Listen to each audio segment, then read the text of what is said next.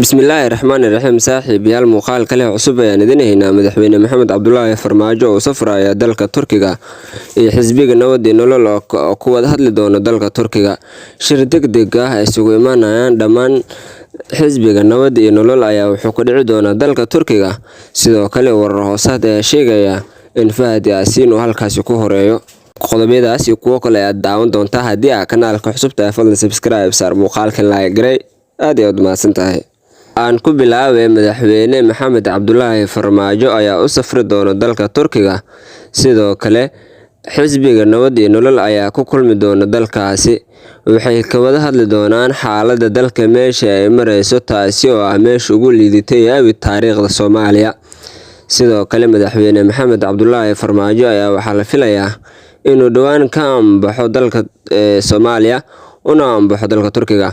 Sidoo kale waxaa la leeyahay halkaasi waxaa ugu horeeya Fahad Yaasiin iyo dhammaan xisbiga Nabad iyo Nolol kuwaasi oo halkaasi ku wada kulmi doona waxayna ka arrinsan doonaan xaaladda dalka meesha ay marayso.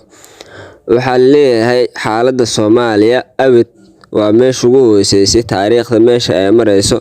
Cid walba way ka warqabtaa Xasan Sheekh Maxamuud in uu sameystay dowlad isaga gacantiisa uu ku aasaastay. Dhammaan dadka falanqeeya arrimaha siyaasadda waxay isku raaceen nidaamkii madaxweyne Maxamed Cabdullaahi Farmaajo uu ku hogaaminayay dalkan inuu yahay nidaamkii ugu fiicnaa abid soo mara. Sidoo kale dadka inta badan waxay ku doodayaan oo Nabad iyo Nolol taageero buuxo ah Xasan Sheekh Maxamuud inuu bilaabay argos siyaasadeed isagoo marka hore ballan qaaday inuusan argos siyaasadeed geli doonin, inkastoo isagu ku andacoonayay in madaxweyne Maxamed Cabdullaahi Farmaajo wax badan ka haleeyay.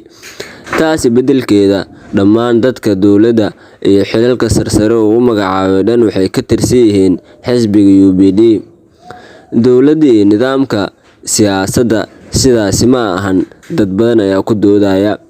Sidoo kale waxaa la leeyahay Xasan Sheekh Maxamuud waxyaabaha aad ugu ordaya waxaa ka mid ah in kursiga lala gediyo, taasoo inta badan madaxweynayaasha ama siyaasadaha ugu sarreeya dalka ay ka ordaan.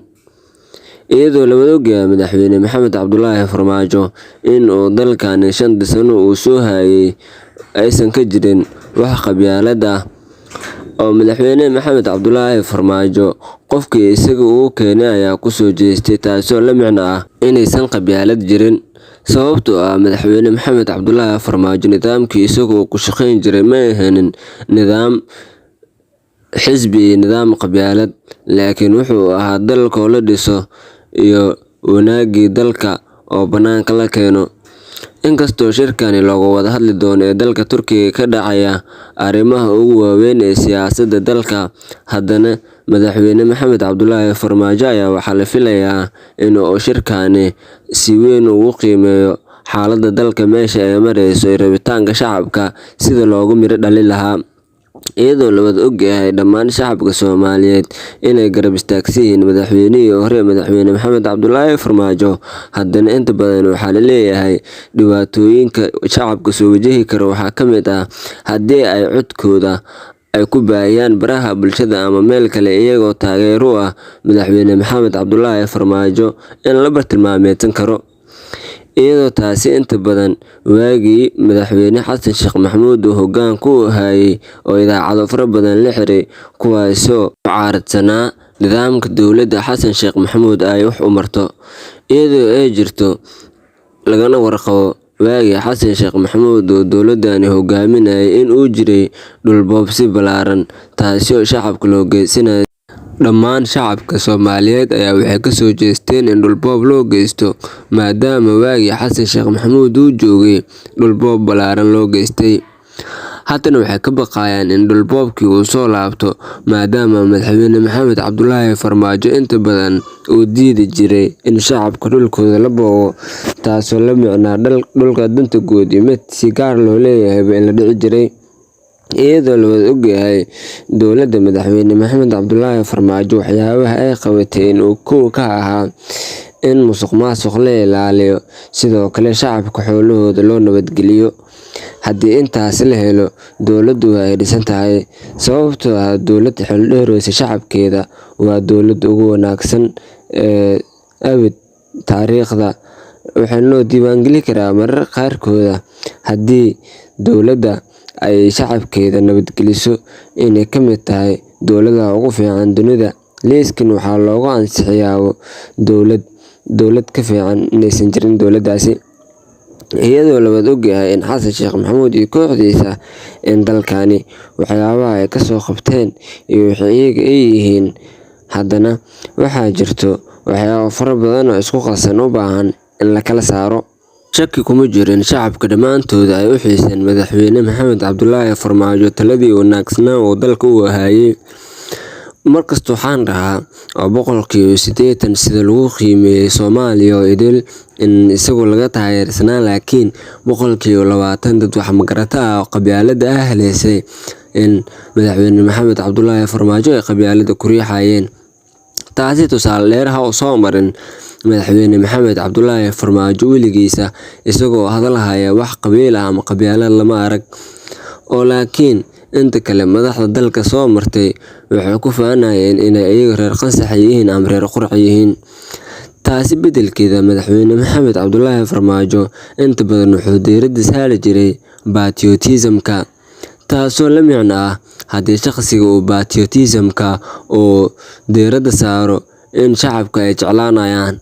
Sababtoo ah waxyaabaha si aadka ugu soo jiitay madaxweyne Maxamed Cabdulaahi Farmaajo shacabkiisa waxaa ka mid ahaa in isagu uu doonayay in 4.5 uu ka saaro. 4.5 micnaheeda dad badan ayaa liidan, dad badan waa la sareysiiyay. Taasi beddelkeeda laakiin madaxweyne Maxamed Cabdulaahi Farmaajo wuxuu yiri ma shaqayn karto 4.5 anagoo Soomaali ah in nagula maamulo, taasoo isaga markaasi uu ka waday dowlado shisheeye inay arrintan u soo dhiibeen. Madaxweyne Maxamed Cabdulaahi Farmaajo inta badan taariikhdiisa iyo qisooyinkiisa waa laga sheekeynayaa haddii la dhaho waxay u xubsuubinayaan in patriotism kala jeclaado. In badan oo ka mid ah shacabka Soomaaliyeed waa xaqiiqo waan ogaa markii uu tegay inay ilmada ceshan waayeen, cid walbana way ogeyd.